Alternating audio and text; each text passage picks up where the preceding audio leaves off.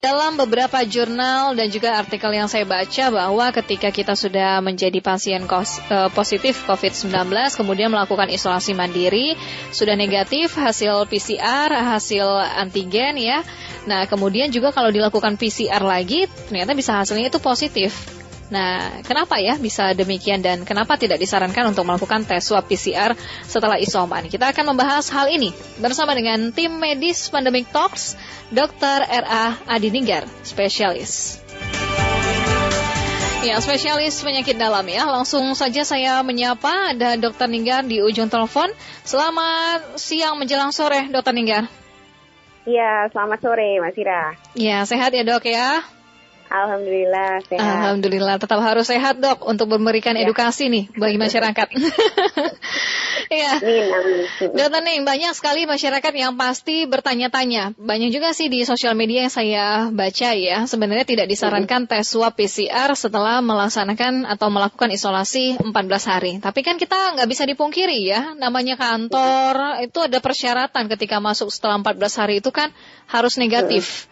Tapi kenapa dok? Mungkin bisa dijelasin dulu.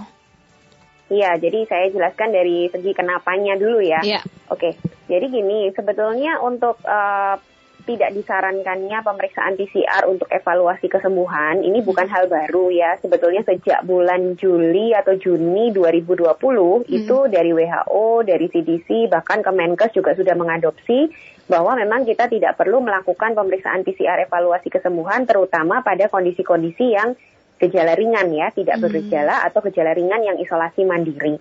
Jadi ini tuh jadi itu waktu itu dijadikan suatu pedoman setelah ada banyak penelitian ya.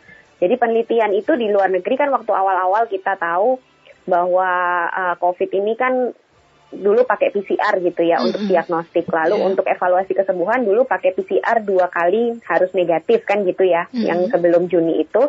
Nah ternyata memang secara logistik itu tidak efektif, tidak efisien ya, dan di luar negeri pun merasakan hal yang sama. Jadi orang tuh bisa sampai diisolasi 3 bulan, 4 bulan ya. Dulu waktu awal-awal saya juga merawat pasien ada yang sampai 4 bulan di rumah sakit karena PCR-nya masih positif terus gitu.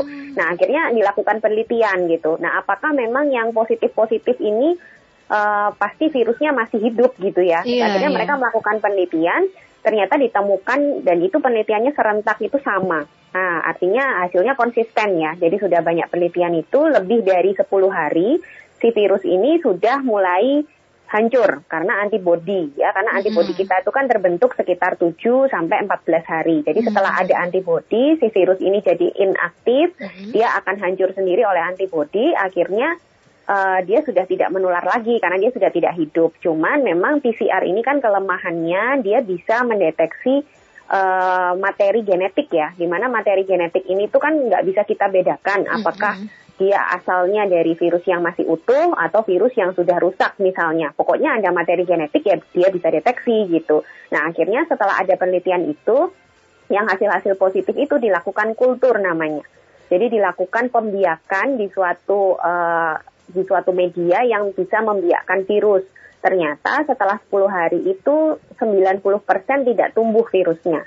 Jadi 90% tidak tumbuh virus, 10% masih ada.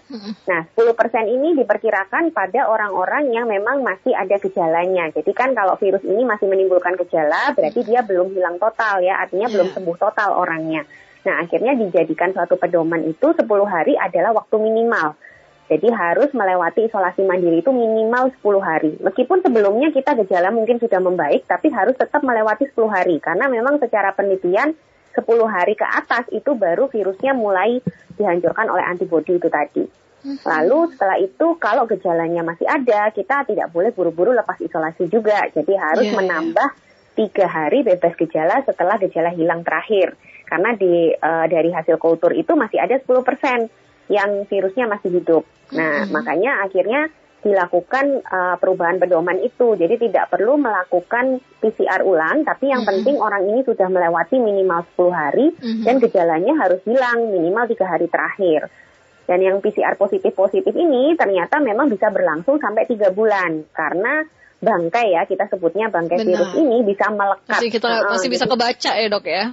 Ya, masih bisa kebaca dan masih bisa melekat di mukosa nasofaring dan orofaring manusia. Itu bisa sampai 3 bulan lebih karena kabarnya memang virus ini memiliki cantolan yang lebih kuat gitu loh. Jadi dia tuh kayak punya magnet yang lebih kuat pada mukosa manusia, jadi dia bisa bertahan sampai 3 bulan. Makanya kadang-kadang kalau kita cek PCR negatif, terus 1 minggu, 2 minggu kemudian diperiksa lagi kok bisa positif gitu tadi katanya Mbak Zira ya. Benar-benar. Ya itu karena memang bangkai virusnya masih ada selama orangnya itu tidak ada gejala baru, dia tidak ada sakit yang baru, tidak ada kontak erat yang baru, ya kemungkinan itu hanya sisa saja tadi yang terdeteksi gitu. Oke, tapi ini bisa meskipun ada bangkai tadi ya dokter Ning sampaikan ya sampai dengan 3 bulan, itu masih bisa menularkan juga dengan orang-orang terdekat dokter Ning.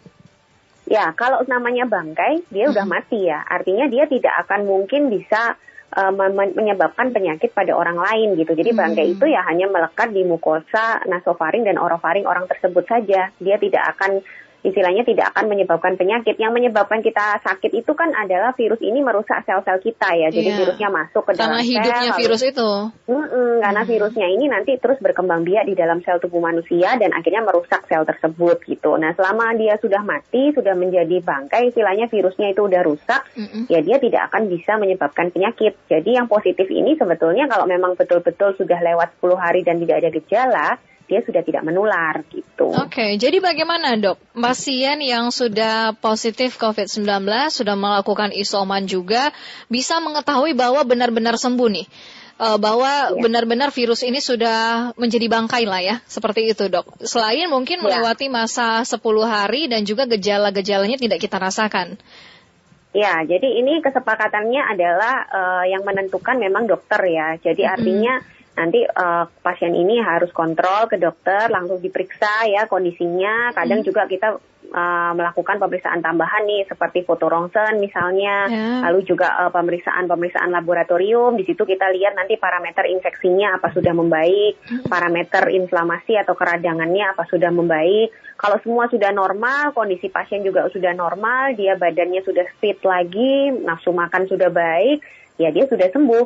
Nah, untuk membuktikan ini memang bangkai virus atau bukan ya sebetulnya kita nggak perlu buktikan lagi ya karena kan sudah ada penelitiannya gitu. Jadi udah dijadikan pedoman ini karena memang penelitiannya konsisten. Dari banyak penelitian itu semua menghasilkan hasil yang sama. Kecuali kalau memang beda-beda ya, kalau memang beda-beda kita belum bisa jadikan suatu pedoman. Tapi kalau misalnya penelitian ini memang sudah konsisten, artinya memang ditemukan hal yang sama di banyak orang. Jadi itu kemungkinan besar memang yang kita pelajari dari virus ini masa hidupnya ya hanya sekitar 10-14 hari pada kondisi ringan ya. Sekali lagi tiap orang berbeda-beda kan, ada yang gejalanya dia baru hilang di hari ke-15 ya berarti dia lepas isolasinya masih harus ditambah 3 lagi, 15 tambah 3. Hari ke-19 dia baru keluar ya, jadi nggak bisa dipukul rata semua 10 hari, nggak boleh. 10 hari itu adalah minimal. Tapi kalau masih ada gejala ya harus ditunggu sampai gejalanya hilang, nanti ditambah lagi 3 hari gitu. Oke. Kita boleh undang pendengar ya, 1 atau 2